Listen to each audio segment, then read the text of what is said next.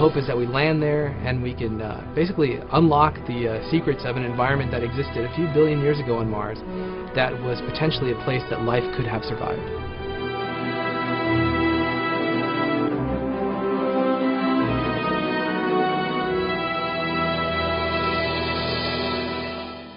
Mars has beckoned to Earthbound observers for centuries, seeming to appeal to astronomers to find out the secrets of the lone bright red dot among all the bright white stars in the nighttime sky. Those answers came sparingly, but as technology advanced on Earth, astronomers were provided new tools to get better and better looks at the planet closest to Earth in terms of distance and makeup. NASA put a wheeled robot on Mars for the first time in July 1997. About the size of a skateboard and weighing 23 pounds, the Sojourner showed Earth unprecedented views of the red planet as it rolled over the surface for 3 months, all within 500 meters of its base station. Now, NASA is on the verge of launching another rover to Earth's nearest planetary neighbor, one that is nearly 1,000 times heavier than Sojourner, and packing a mobile laboratory designed to look closely at what the planet is made of. The rover is called the Mars Science Laboratory, or MSL. It's also known as Curiosity, and its results may answer one of the great questions of modern science. Mars and Earth were made at about the same time, and yet they've had very different evolutionary pathways. We seem to be verdant and full of life, and Mars is quite cryptic.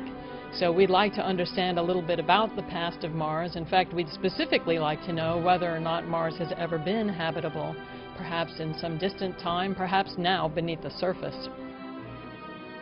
When it comes to Mars, history has shown mission planners they cannot take any aspect of the launch, flight, or landing for granted.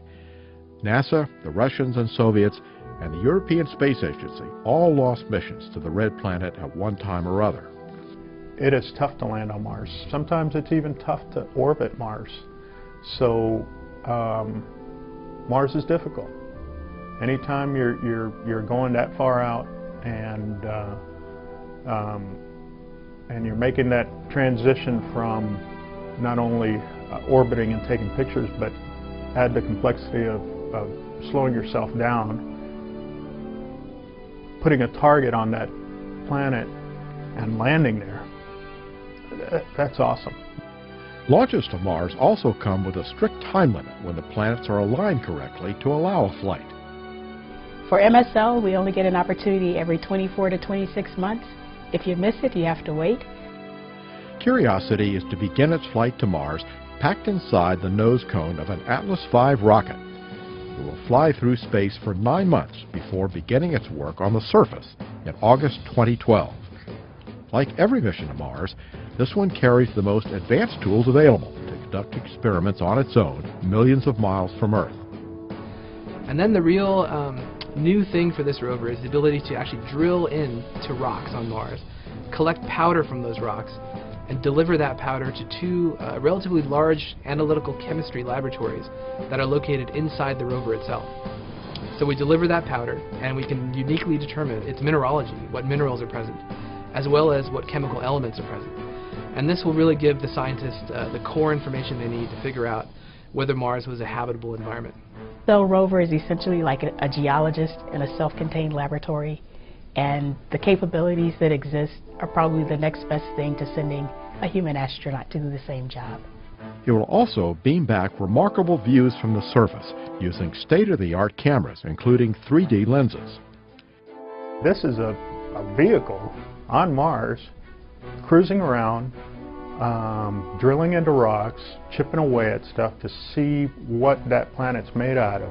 And even if it didn't do that, if it just cruised around Mars and took pictures, the value in that is tremendous. Curiosity is not headed to just anywhere on the red planet. Scientists spent years searching for the best place to land the rover, somewhere that had the best chance to show the true past and present of Mars. That place is called Gale Crater. A 3-mile-high mountain stands in the center of the crater, and Curiosity will explore the sediments that have built up there in hopes that the soil will complete parts of the Martian puzzle. And what's special about Gale is it has the thickest package of sediment that we've been able to identify on Mars. So it represents a lot of time, and hopefully we'll get some idea about what has happened over time. If Mars was ever home to vast lakes and flowing rivers, which data from other spacecraft suggest, then the rocks and minerals at Gale Crater could reveal unimagined secrets about our closest planetary neighbor. They suggest, in a tantalizing way, that perhaps they could have been deposited underwater. And of course, we associate water often with the possibility, the potential for habitability. It's an ambitious mission, and the robot designed to pull it off is unlike any planetary rover devised so far. My first thought, and I won't lie, was wow.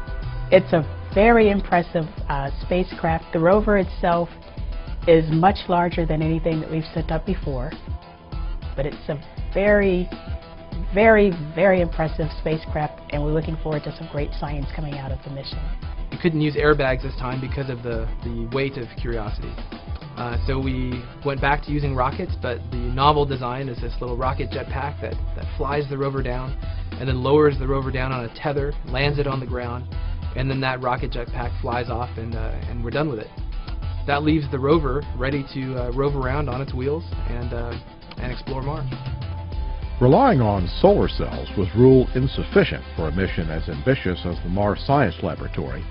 Simply put, they did not provide enough electricity for a year-round mission, nor would they produce enough power for the 10 instruments on the rover, some of which have to operate at the same time to fulfill their research goals. The rover may cover 12 miles or more during its 23-month mission, a goal that requires a steady amount of power. So the Department of Energy built for NASA a nuclear-powered electrical system instead, called a Multi-Mission Radioisotope Thermoelectric Generator, or MMRTG. It has no moving parts, but converts heat from a small core of plutonium into about 110 watts of electricity around the clock and all year.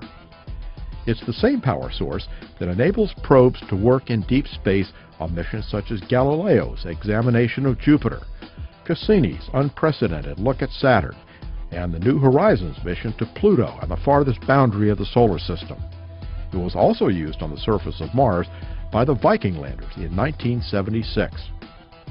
NASA also takes extra precautions because of the power supply, including working with other federal agencies to ensure its safety on Earth and during launch.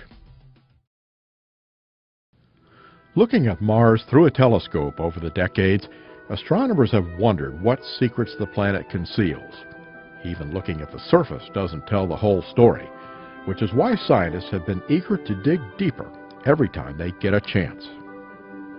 Those folks that actually had a hands-on role in building this thing, there's some separation anxiety, I bet you.